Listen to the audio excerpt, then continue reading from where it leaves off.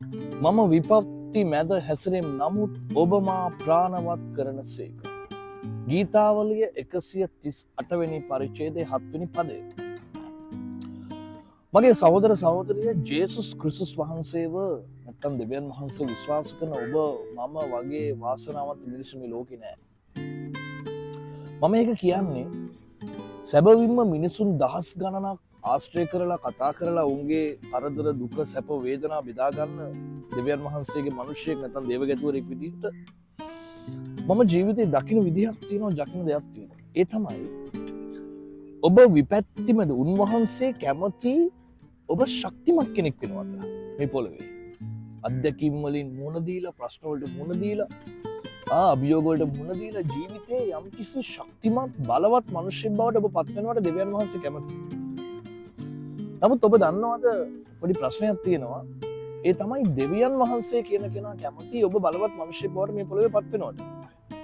නමුත් අපි බලාපොරොත්තු වෙන්නේ ප්‍රශ්න වලින් පැනලා යන්න, අභියෝග වලින් පැනලා යන්න, ගැටලු වලින් පැනලා යන්න නෑ. මෙතන මේ බයිබල් පදයේ කියනවා මම විපත්ති මැද හැසිරෙම් නමුත් ඔබ මා ප්‍රාණවත් කරනවා. ඒ කියන්නේ අපි විපත්ති මැද ඉඳි තමයි දෙවියන් වහන්සේගේ ශක්තිය ඔබට එන්නේ. හරි. ඔබ හරියට නිකන් වතුරට පනින්න දැන් මෝසෙස්ට කියනවා මෝසෙස් ඔබ මුහුදට අඩිය තියන්න. එතකොට දෙබා වෙනවා. දැන් මෝසෙස් බලන් හිටියේ නෑ මුහුද දෙබෑ වෙනකම් වතුරට අඩිය තියන්න. එතකොට දෙවියන් වහන්සේ කියන කෙනාගේ ක්‍රියාව තමයි ඇදහිල්ලෙන් අපි අඩිය තියද්දි තමයි උන්වහන්සේ අපිට උත්තර දෙන්නේ. දැන් ගොඩක් මිනිස්සු බලන් ඉන්නවා ජීවිතේ උන්වහන්සේ වැඩ කරනවා.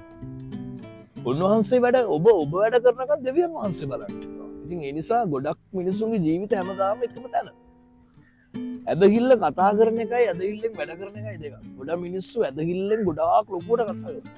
හරිද? ලොකු පම්පෝරි දෙනවා. ඇදහිල්ල ගැන කතා කරන්න ගියොත් ඒගොල්ලන්ගේ ජීවිතවල ලොකු කතා. නමුත් ඇදහිල්ල තුල ජීවත් වෙන එක වෙනම දෙයක්. දෙවියන් වහන්සේ කියන්නේ දවසින් දවස අපව දියුණු කරන, සඵලවත් කරන පුදුම ජීවිතයක් ඒක. එහෙම නැතු මේ පරාජය වෙලා, අධෛර්ය වෙලා, වැටිලා කරලා නැති වෙලා යන ජීවිතයක් නෙමෙයි. බොහෝ මිනිස්සු බලන් ඉන්න ඔබ වැටෙනවා. බොහෝ මිනිස්සු බලන් ඉන්න ඔබ පරදිනවා. බොහෝ මිනිස්සු බලන් ඉන්න ඔබ විනාශ වෙලා යනවා. මතක තියාගන්න යේසුස් වහන්සේ කියන්නේ පුදුම දෙවි කෙනෙක්. ඒ උන්වහන්සේත් කියන්න අපිට ඕනම කරන්නේ ඇදහිල්ල. ගොඩක් මිනිස්සු හොඳ වෙන්න බලනවා. අපි ධර්මිස්සව ජීවත් වෙන්න ඕනේ ඇත්ත. නමුත් දෙවියන් වහන්සේව ප්‍රසන්න කරන්න බෑ හොඳ වැඩ කරලා. දෙවියන් වහන්සේ ප්‍රසන්න වෙන්නේ ඇදහිල්ලට, විශ්වාසෙට. එතකොට මගේ දරුවනේ දැන් මෙතන කියනවා මම විපත්ති මැද හැසිරෙනවා. විපත්තියෙන් පලා ගියා නෙමෙයි. විපත්ති මැද මම හැසිරුණා. හැසිරුණා කියන්නේ ජීවත් වුණා. ඔව් ජීවත් වුණා. මම පලා ගියේ නෑ. උදාහරණයක් විදියට ඔබ ගම් වතුරට යට වෙන ගියක් නම් ඔබ ඒ ගම් වතුරට බැන ඉන්න එක, ගම් වතුරට යාත්නා කරන එක, ස්වාමිනී ගම් වතුර එන්න එපා කියන එකට වඩා ඔබට බැරිද තට්ටු තුනේ ගයක් හදන්න? තට්ටු තුනේ නිවසක්. එතකොට අද මිනිස්සු ගංගාවන් ළඟ මිනිස්සු ලොකු ගෙවල් හදාගෙන ගම් වතුරට මුහුණ දෙනවා. උඩ තට්ටු හදාගෙන. නමුත් ඇදහිල්ල තියෙන මිනිස්සු මොකද කරන්නේ? ගම් වතුර නවත්තන්න හදනවා. දේවදරුණ ඒක නෙමෙයි. විපත්ති මැද හැසිරෙන එක, විපත්තිය නවත්තන එක නෙමෙයි. විපත්තියට මුහුණ දෙන්න, අභියෝගයට මුහුණ දීලා අභියෝගයේ පරාජය කරන එක තමයි නියම දෙවියන් වහන්සේගේ දරුවගේ වෙන්නේ. නියම දෙවියන් වහන්සේගේ දරුවෝ කියන්නේ ප්‍රශ්න වලට මුහුණ දෙන අය, පැනලා යන අය නෙමෙයි. ඔබට විරුද්ධව ගොඩක් අභියෝගයි, නින්දා, පහස, ලැජ්ජාවන් ඕන තරම්. ඒවා සාමාන්‍ය දෙයක්, right? සමහර රටක් ලෝකයක් ඔබ ලැජ්ජාවට පත් කරයි. මතක තියාගන්න ඔබ නින්දාවට පත් වෙන තරමටම දෙවියන් වහන්සේ ඔබ ගෞරවයට පත් කරනවා. ඒක තමයි ක්‍රමය. මොකද දන්නවද? දැන් ඔබ නින්දා ලබනවා කියලා හිතන්නකො. දැන් ඔබ නින්දා කරන්නේ හොඳ මිනිස්සු නෙමෙයිනේ. යහපත් මිනිස්සු නෙමෙයි. ඕනොත් නින්දාව ලබන්න ඕන මිනිස්සු තමයි ඔබ නින්දා කරන්නේ. එතකොට දෙවියන් වහන්සේ බලන් ඉන්නවා. එතකොට දේව දරුවනේ මොහොතක් කල්පනා කරන්න ජීවිතේ ඔබගේ ජීවිතේ ගත්තා නම් ඔබ මේ තරම් අසරණ වෙලා, කලබල වෙලා, අධෛර්ය වෙලා දුක් වෙන්න අවශ්‍ය නැහැ. පීඩා විඳින්න ඕනේ නැහැ. ඔබ විපත්ති මැද හැසිරෙන්න. විපත්තියට මුහුණ දෙනවා. ඔව් මම මේ ණය ගෙවනවා. එහෙම නැත්නම් මම මේ ලෙඩේ සුව කරගන්නවා. හරිද?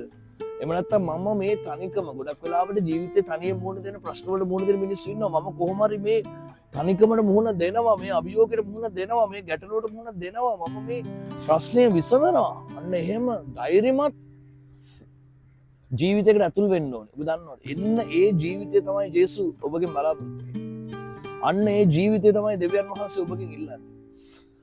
මතක තියාගන්න ඔබගේ ජීවිතය කියන්නේ යේසුස් වහන්සේ වෙනුවෙන් කරපු ජීවිතයක්. තබපු ජීවිතයක්. ඒතර ඔබ ඇදහිල්ලෙන්, ධෛර්යයෙන්, ශක්තියෙන් ඔබ එනිතරව ඔබේ ජීවිතේට මුහුණ දෙන්න ඕනේ.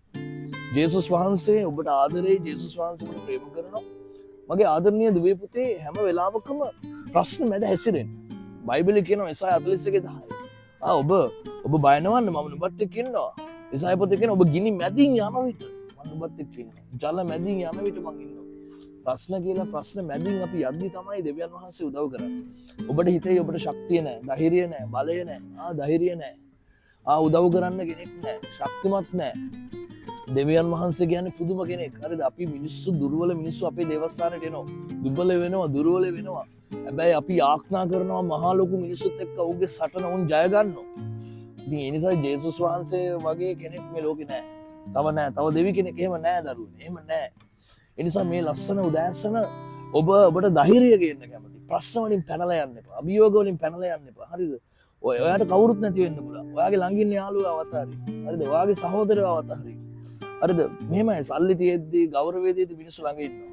හරිද? ඕන තරම් ඉන්නවා. හැබැයි සල්ලි නැති වෙද්දි ගෞරවය නැති වෙද්දි මිනිස්සු ඔබ අතහරිනවා. හැබැයි යේසුස් වහන්සේම නැහැ. ඔබට සල්ලි තියෙද්දි සල්ලි නැති වෙද්දි උන්වහන්සේ ඔබ ළඟ. ඔබ කෙලින් ඉද්දි ඔබ ධර්මිස්සෙක් වෙලා ඉද්දි වගේම ඔබ පව්කාරයෙක් වෙලා ඉද්දි ජේසුස් වහන්සේ ඔබ අතහරින්නේ නැහැ. ඒ නිසා ජීවිතේ කිසිම දවසක දෙවියන් ඔබ අතහරින්නේ නැහැ. මේ ලෝකේ අත්හැරීමට විරුද්ධ පදයක් නොහැරීම නම් එකම ජේසුස් වහන්සේ විතරයි ඉන්නේ. ඒ නිසා මේ ලස්සන දවසේ මම ඔබට කියන එකම පණිවිඩය තමයි පුළුවන් තරම් විපත්ති මැද හැසිරෙන්න දෙවියන් වහන්සේ ඔබ ප්‍රාණවත් කරන ඊළඟ පදයේ කිව්වනම් ඒකේ කියනවා සතුරන්ට විරුද්ධ උන්වහන්සේ ගත දිගු කරනවා. නිසා බය වෙන්න එපා. මේ ලස්සන උදෑසන මේ ලස්සන දවස පටන් ගද්දි දෙවියන් වහන්සේගේ ශක්තිය ලැබුණා.